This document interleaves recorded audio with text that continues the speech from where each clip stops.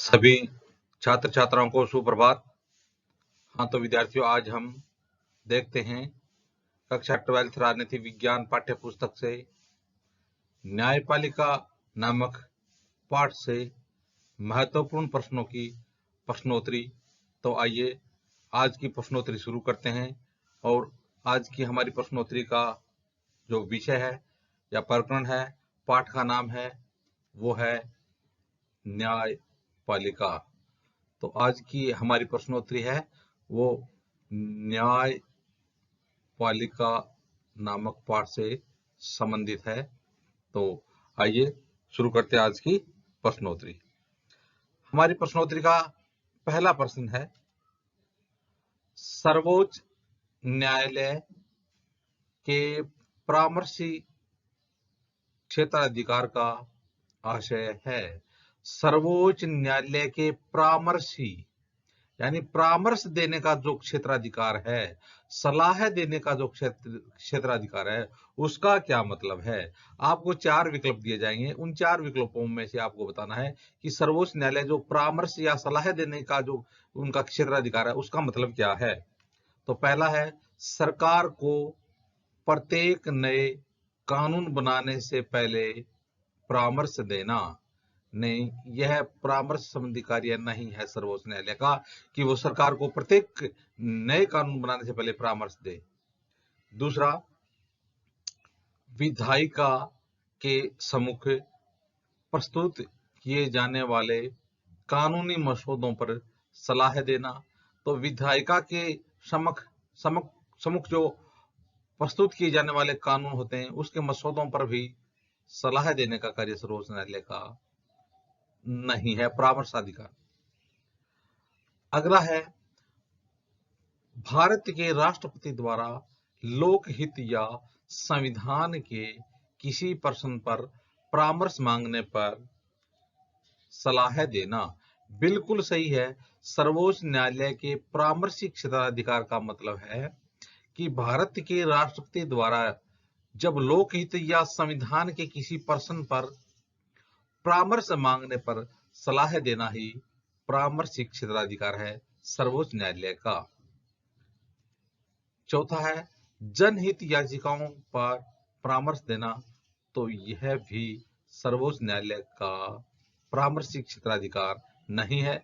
इसलिए सर्वोच्च न्यायालय के परामर्शी क्षेत्राधिकार का आशय हो जाएगा, भारत के राष्ट्रपति द्वारा लोकहित या संविधान के किसी प्रश्न पर परामर्श मांगने पर सलाह देना। तो इसमें 3 नंबर विकल्प सही हो जाएगा। हमारी प्रश्नोत्तरी का अगला प्रश्न है, आइए देखते हैं अगला प्रश्न।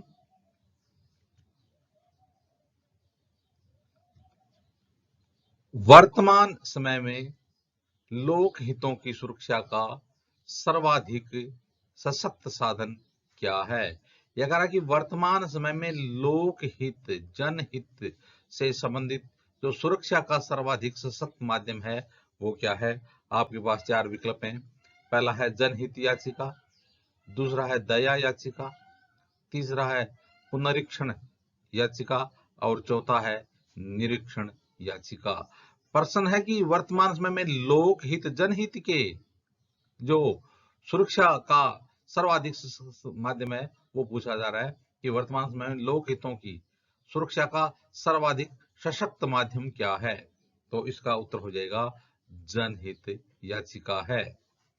हमारी प्रश्नोत्तरी का अगला प्रश्न है, सर्वोच्च न्यायालय के लिए निम्न में से कौन सा कथन सही नहीं है। कह रहा है कि सर्वोच्च न्यायालय के लिए निम्न में से कौन सा कथन है सही नहीं है। आपको 4 विकल्प दिए जाएंगे और बताना है कि इनमें से सर्वोच्च न्यायालय के लिए कौन सा कथन सही नहीं है।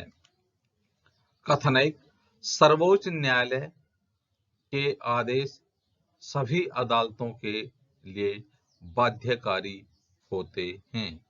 तो पहला है कि सर्वोच्च न्यायालय के सभी जो आदेश होते हैं वो सभी अदालतों के लिए बाध्यकारी होते हैं।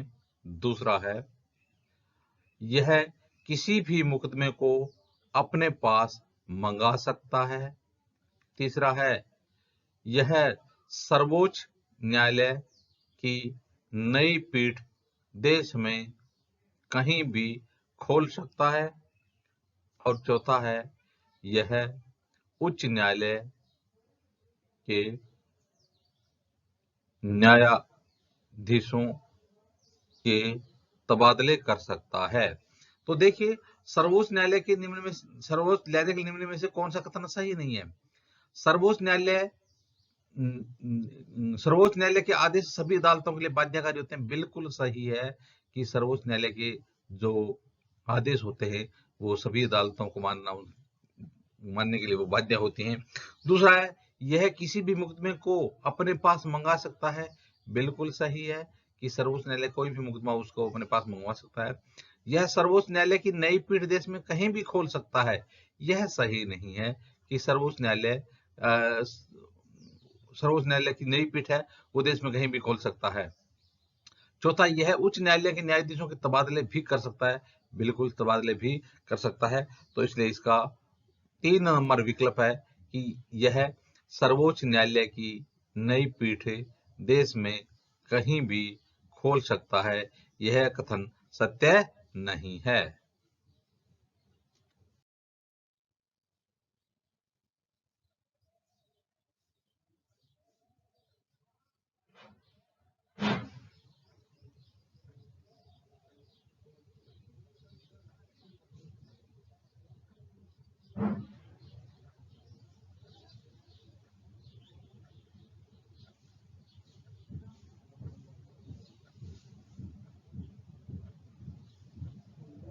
हाँ तो विद्यार्थियों, आइए देखते हैं हमारी प्रश्नोत्तरी का अगला प्रश्न।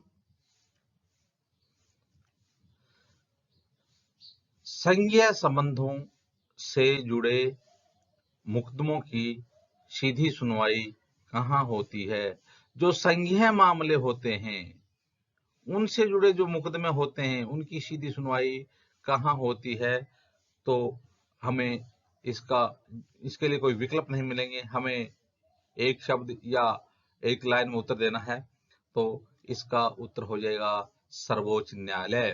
तो संघीय संबंधों से जुड़े मुकदमों की सीधी सुनवाई कहाँ होती है?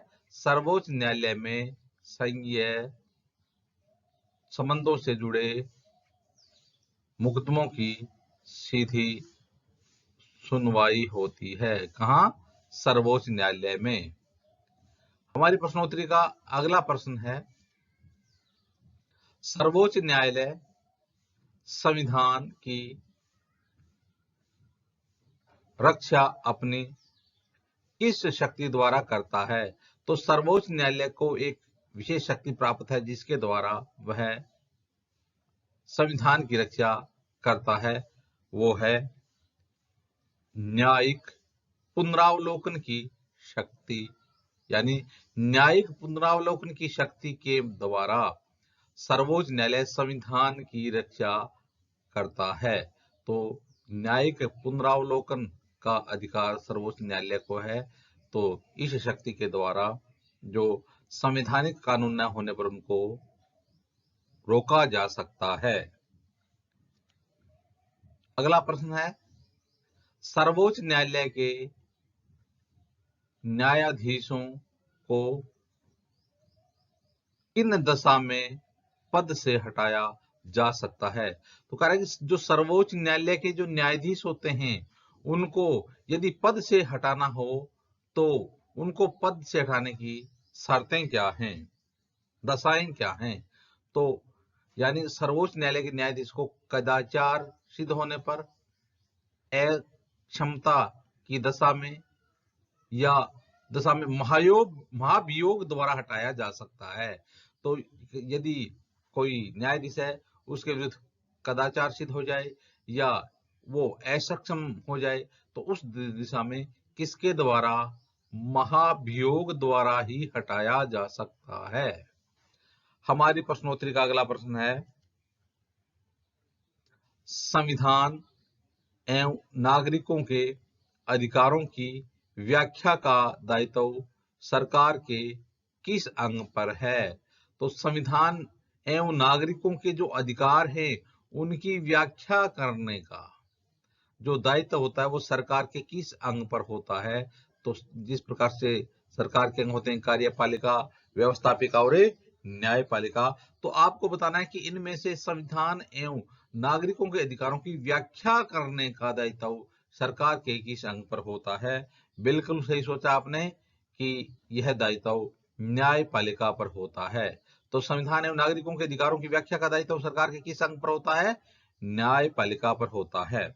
हमारी प्रश्नोत्तरी का अगला प्रश्न, अधीनस्थ न्यायालय सामान्यतः किस प्रकार के मुकदमों पर विचार करता है? जो अधीनस्थ न्यायालय होते हैं वो सामान्यतः किस प्रकार के मुकदमों पर विचार करते हैं? तो इसका उत्तर हो जाएगा फौजदारी एवं दीवानी मामलों पर अधीनस्थ न्यायालय विचार करते हैं। तो कौन से मुकदमों पर? फौजदारी एवं दीवानी मामलों पर अधीनस्थ न्यायालय है वो सामान्यतः विचार करते हैं। हमारी प्रश्नोत्तरी का अगला प्रश्न, जनहित याचिका की शुरुआत भारत में किस सन में हुई थी? बहुत अच्छा प्रश्न है। जनहित याचिका, जनहित याचिका, जनहित याचिका के बाद जो कोर्ट है उसका स्वरूप भी बदल गया। तो यह कह रहा है कि जनहित याचिका की शुरुआत भारत में किस सन में हुई थी? तो जनहित याचिका की शुरुआत 1979 ईस्वी वर्ष में हुई थी। तो जनहित याचिका की शुरुआत 1979 में शुरू हुई थी। तो किस वर्ष शुरू हुई थी? 1979 में।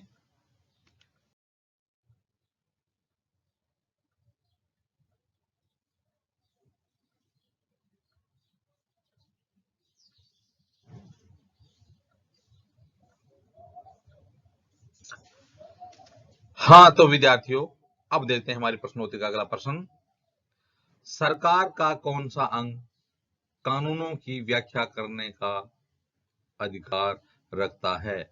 सरकार का कौन सा अंग, सरकार के अंग कार्यपालिका, व्यवस्थापिका और न्यायपालिका।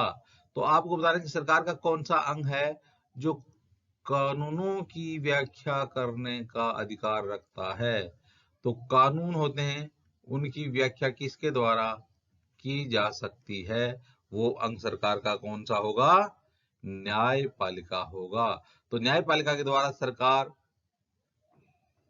न्यायपालिका के द्वारा जो कानूनी जो रूप होते हैं उनकी व्याख्या की जा सकती है। हमारी प्रश्नोत्तरी का अगला प्रश्न है, न्यायपालिका किसके प्रति जवाबदेह है? तो न्यायपालिका किसके प्रति जवाबदेही होती है उसका उत्तर आपको देना है। तो न्यायपालिका देश के संविधान, लोकतांत्रिक परंपरा और जनता के प्रति जवाबदेह होती है। तो न्यायपालिका किसके प्रति जवाबदेह होती है? न्यायपालिका देश के संविधान, किसके प्रति? देश के संविधान, लोकतांत्रिक परंपराओं, किसके प्रति? लोकतांत्रिक परंपराओं और जनता के प्रति जवाबदेह होती है।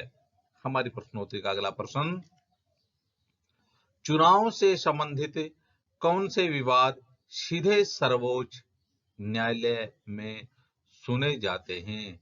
तो चुनाव से संबंधित कौन से जो विवाद होते हैं वो सीधे ही कहाँ सुने जाते हैं? सर्वोच्च न्यायालय में। तो कौन से विवाद हैं वो सीधे सर्वोच्च न्यायालय में ले जाए जाते हैं चुनाव से संबंधित? वो हैं राष्ट्रपति और उपराष्ट्रपति चुनाव संबंधित मामले। प्रश्न बनता है कि राष्ट्रपति और उपराष्ट्रपति के चुनाव संबंधित जो मामले होते हैं उनकी सुनवाई कहाँ होती है? उनकी सुनवाई सीधे सर्वोच्च न्यायालय में होती है। तो राष्ट्रपति और उपराष्ट्रपति के चुनाव संबंधित जो मामले होते हैं, विवाद होते हैं, उसका निपटारा कहाँ होता है? सर्वोच्च न्यायालय में होता है। हमारी प्रश्नोत्तरी का अगला प्रश्न, अंतर्राष्ट्रीय न्यायालय का मुख्यालय कहाँ स्थित है? प्रश्न देखिए, दोबारा देखिए, अंतर्राष्ट्रीय न्यायालय का मुख्यालय कहाँ स्थित है? तो इसका उत्तर हो जाएगा हेग में। तो अंतर्राष्ट्रीय न्यायालय का मुख्यालय कहाँ स्थित है? हेग में अंतर्राष्ट्रीय न्यायालय का मुख्यालय स्थित है। हमारी प्रश्नोत्तरी का अगला प्रश्न, न्यायिक सक्रियता को दर्शाने वाली याचिका को क्या कहा जाता है? न्यायिक सक्रियता को जो दर्शाने वाली याचिका होती है उसे क्या कहा जाता है? यह पहले प्रश्न पहले भी आ गया है, लेकिन इसको थोड़ा सा घुमा दिया गया है, तो उसको कहा जाता है जनहित याचिका। तो प्रश्न बनता है कि जनहित याचिका किसे कहा जाता है? तो जनहित याचिका न्यायिक सक्रियता को दर्शाने वाली याचिका को ही जनहित याचिका कहा जाता है। यदि प्रश्न पूछ ले कि जनहित याचिका किसे कहा जाता है, तो उत्तर लिख देंगे कि न्यायिक सक्रियता को दर्शाने वाली याचिका को ही जनहित याचिका कहा जाता है। प्रश्न इस प्रकार से पूछ लिया जाए कि न्यायिक सक्रियता को दर्शाने वाली याचिका को क्या कहा जाता है, तो लिख देंगे जनहित याचिका, लोगों के हित संबंधित याचिका। हमारी प्रश्नोत्तरी का अगला प्रश्न, कोई व्यक्ति उच्च न्यायालय के निर्णय के विरुद्ध सर्वोच्च न्यायालय में किस क्षेत्राधिकार के अंतर्गत अपील कर सकता है? कोई व्यक्ति उच्च न्यायालय के निर्णय होते हैं उनके विरुद्ध कहां जा सकता है? सर्वोच्च न्यायालय में। कोई व्यक्ति उच्च न्यायालय के जो निर्णय होते हैं उनके विरुद्ध कहां जा सकता है? सर्वोच्च न्यायालय में। किस क्षेत्राधिकार के अंतर्गत अपील कर सकता है?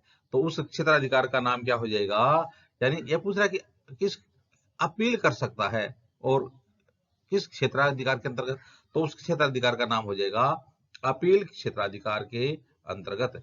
तो कोई व्यक्ति उच्च न्यायालय के निर्णय के विरुद्ध सर्वोच्च न्यायालय में अपील क्षेत्राधिकार के अंतर्गत अपील कर सकता है।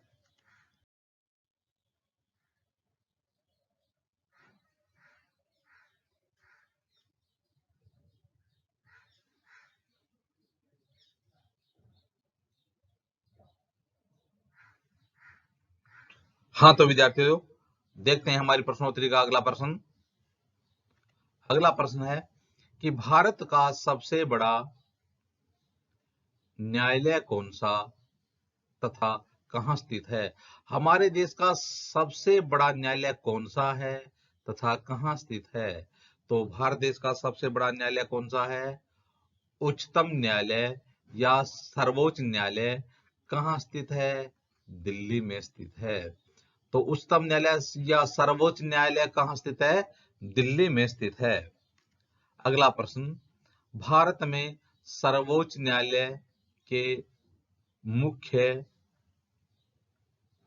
न्यायाधीश की नियुक्ति किसके द्वारा की जाती है? तो हमारे देश के जो सर्वोच्च न्यायालय के मुख्य न्यायाधीश होते हैं, कौन से न्यायालय के? सर्वोच्च न्यायालय के मुख्य न्यायाधीश होते हैं, उनकी नियुक्ति किनके द्वारा की जाती है? तो उत्तर हो जाएगा राष्ट्रपति महोदय के द्वारा। राष्ट्रपति महोदय के द्वारा हमारे देश में सर्वोच्च न्यायालय के मुख्य न्यायाधीश की नियुक्ति की जाती है।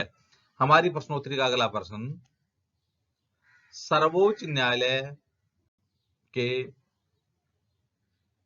न्यायाधीश अपने पद पर कब तक कार्य कर सकते हैं?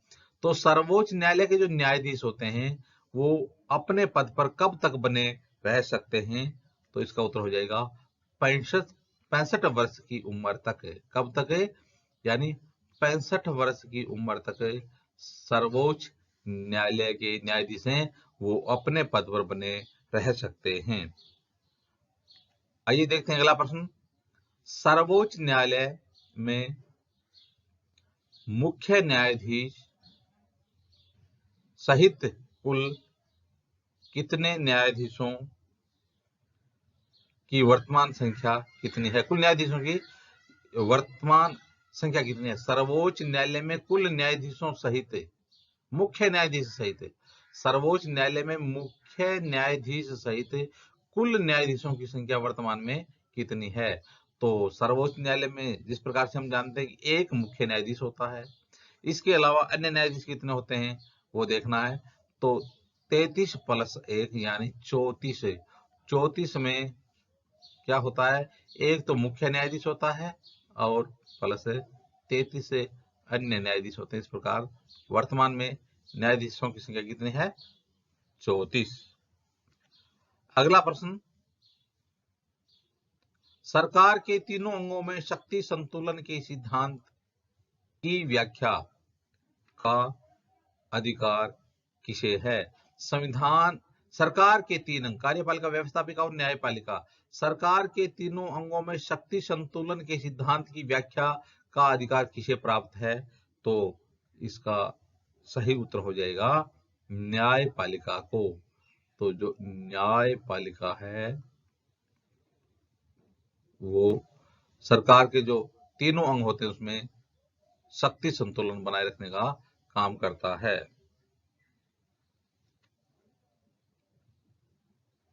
संविधान की मौलिकता को बनाए रखने हेतु न्यायालय क्या कर सकता है? संविधान की मौलिकता को बनाए रखने हेतु न्यायपालिका यानी न्यायालय क्या कर सकता है? तो न्यायालय रिट जारी कर सकता है। क्या कर सकता है? रिट जारी कर सकता है। संविधान की मौलिकता को बनाए रखने हेतु न्यायालय रिट जारी कर सकता है। और दूसरी बात है, किसी भी कानून को गैर संवैधानिक घोषित कर उसे लागू होने से रोक सकता है। तो यानी न्यायपालिका है उसमें न्यायिक पुनरावलोकन की शक्ति है, उसका विशेष महत्व होता है। तो संविधान की मौलिकता को बनाए रखने हेतु न्यायालय क्या कर सकता है? न्यायालय रिट जारी कर सकता है और किसी कानून को गैर संवैधानिक घोषित कर उसे लागू होने से रोक सकता है।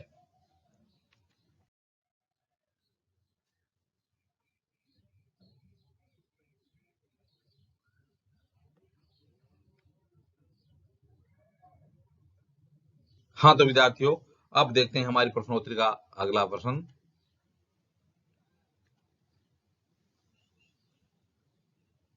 न्यायिक सक्रियता क्या है? बिल्कुल सही कि न्यायिक सक्रियता क्या है। बहुत अच्छा प्रश्न है। तो न्यायिक सक्रियता क्या है? जब न्यायपालिका, व्यवस्थापिका या कार्यपालिका द्वारा किए जा रहे संवैधानिक कृत्यों के विरुद्ध दिशा निर्देश जारी करती है तो ऐसी कार्यवाही को न्यायिक सक्रियता कहा जाता है। तो कह रहा है कि जब न्यायपालिका, कौन है? न्यायपालिका, व्यवस्थापिका या कार्यपालिका द्वारा किए जा रहे संवैधानिक कार्यों के विरुद्ध, संवैधानिक जो नियम बनाए जा रहे हैं उनके विरुद्ध जो दिशा निर्देश जारी किए जाते हैं, ऐसी कार्रवाई को न्यायिक सक्रियता कहा जाता है। तो न्यायिक सक्रियता क्या है कि न्यायपालिका, व्यवस्थापिका या कार्यपालिका द्वारा जब जो संवैधानिक कृत्य किए जाते हैं उनके विरुद्ध जो दिशा निर्देश जारी किए जाते हैं उन्हें न्यायिक सक्रियता कहा जाता है। हमारी प्रश्नोत्तरी का अगला प्रश्न, जनहित याचिका क्या है? प्रश्न है कि हमने पीछे भी देखा था कि जनहित याचिका, तो आपको बताना है कि जनहित याचिका क्या है। तो जनहित याचिका में यह आवश्यक नहीं है कि पीड़ित पक्ष स्वयं अदालत में जाए, यानी इसमें यह जरूरी नहीं कि पीड़ित पक्ष वही अदालत में जाए। यह किसी भी व्यक्ति या स्वयं न्यायालय द्वारा पीड़ित के पक्ष में दायर की जा सकती है। तो जनहित याचिका का मतलब यह है कि इसके जनहित याचिका के लिए जरूरी नहीं है कि जो पीड़ित पक्ष है वो ही खुद अदालत में जाए।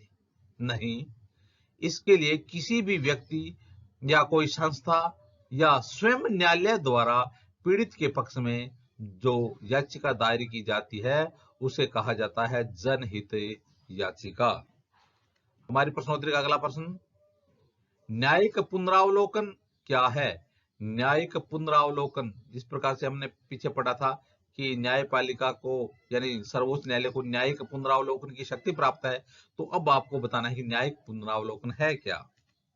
तो देखिए, यह एक ऐसी प्रक्रिया है जिसके द्वारा न्यायपालिका, यह परखती है कि व्यवस्थापिका द्वारा बनाया गया कानून अथवा कार्यपालिका का कोई कार्य संविधान के अनुसार है या नहीं। यदि सर्वोच्च न्यायालय को लगे कि संविधान के किसी प्रावधान का उल्लंघन हो रहा है तो वह कानून को असंवैधानिक घोषित कर सकता है। तो इसके अंतर्गत क्या है कि न्यायिक पुनरावलोकन में एक ऐसी प्रक्रिया है जिसमें न्यायपालिका यह परखती है, कौन परखती है? न्यायपालिका यह परखती है कि व्यवस्थापिका द्वारा बनाया गया कानून अथवा कार्यपालिका का कोई कार्य संविधान के अनुसार है या नहीं है।